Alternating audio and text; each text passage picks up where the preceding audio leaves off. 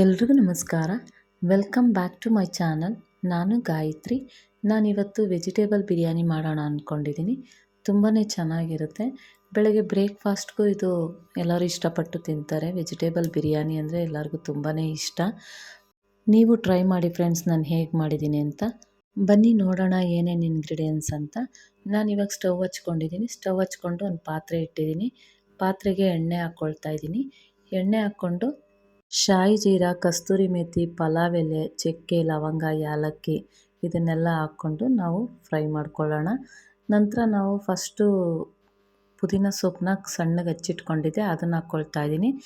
First ಪುದೀನ ಸೊಪ್ಪು ಯಾಕೆ ಹಾಕ್ಕೊಂಡೆ ಅಂದರೆ ಅದು ತುಂಬ ಸ್ಮೆಲ್ ಒಂಥರ ಚೆನ್ನಾಗಿರುತ್ತೆ ಫಸ್ಟೇ ಹಾಕ್ಕೊಂಡ್ರೆ ನಾವು ಎಣ್ಣೆಗೆ. ಅದಕ್ಕೋಸ್ಕರ ನಾನು ಫಸ್ಟೇ ಹಾಕ್ಕೊಂಡೆ. ನಂತರ ಈರುಳ್ಳಿ ಉದ್ದುದಕ್ಕೆ ಹೆಚ್ಚಿಟ್ಕೊಂಡಿದ್ದೆ, ಅದನ್ನು ಹಾಕ್ಕೊಂಡಿದ್ದೀನಿ. ಹಸಿಮೆಣ್ಸಿನ್ಕಾಯಿ ಒಂದು 10 ತೆಗೆದಿಟ್ಕೊಂಡಿದ್ದೆ, ಉದ್ದುದಕ್ಕೆ ಕಟ್ ಮಾಡಿ ಇಟ್ಕೊಂಡಿದ್ದೆ, ಅದನ್ನು ಹಾಕ್ಕೊಂಡಿದ್ದೀನಿ. ನಂತರ ಶುಂಠಿ ಬೆಳ್ಳುಳ್ಳಿ ಪೇಸ್ಟು, ಅರಿಶಿನ ಎಲ್ಲ ಹಾಕ್ಕೊಂಡು ಫ್ರೈ ಮಾಡ್ಕೊಂಡಿದ್ದೀನಿ. ಹಸಿ ಬಟಾಣಿ ಹಾಕ್ಕೊಳ್ತಾ ಇದ್ದೀನಿ. ನಂತರ ಗೆಡ್ಡೆಕೋಸು ಹಾಕ್ಕೊಳ್ತಾ ಇದ್ದೀನಿ.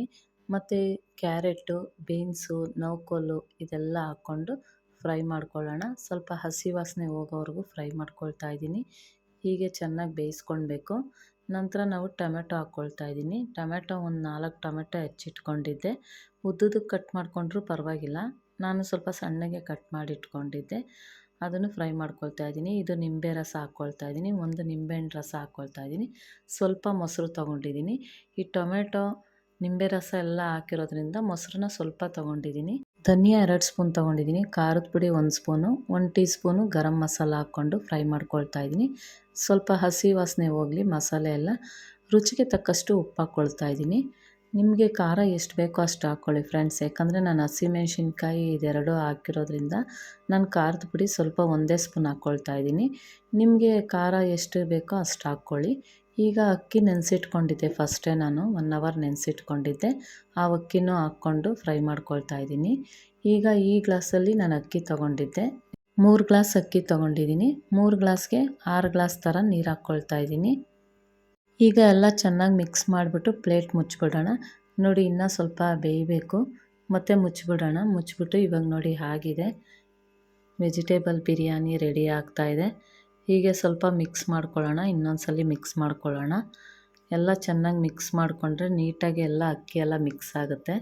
ನೋಡಿ ಆಗ್ತಾಯಿದೆ. ತುಂಬಾ ಚೆನ್ನಾಗಿರುತ್ತೆ ಫ್ರೆಂಡ್ಸ್. ವೆಜಿಟೇಬಲ್ ಬಿರಿಯಾನಿ ತುಂಬ ಚೆನ್ನಾಗಿರುತ್ತೆ. ನೀವು ಟ್ರೈ ಮಾಡಿ, ನಾನು ಹೇಗೆ ಮಾಡಿದ್ದೀನಿ ಅಂತ ಕಮೆಂಟ್ ಹಾಕಿ.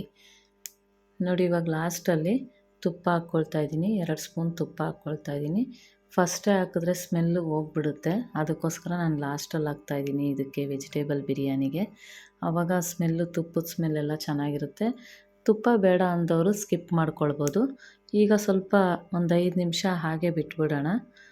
ನೋಡಿ ಇವಾಗ ಆಗಿದೆ, ವೆಜಿಟೇಬಲ್ ಬಿರಿಯಾನಿ ರೆಡಿಯಾಗಿದೆ. ನಾನು ಒಂದು 5 ಜನಕ್ಕೆ ಆಗೋಷ್ಟು ವೆಜಿಟೇಬಲ್ ಬಿರಿಯಾನಿ ಮಾಡಿದ್ದೀನಿ. ಉರಿನ ಸಿಮ್ಮಲ್ಲೇ ಇಡಿ, ಜೋರಾಗಿ ಉರಿ ಕೊಡಬೇಡಿ, ತಳ ಹಿಡಿದ್ಬಿಡುತ್ತೆ.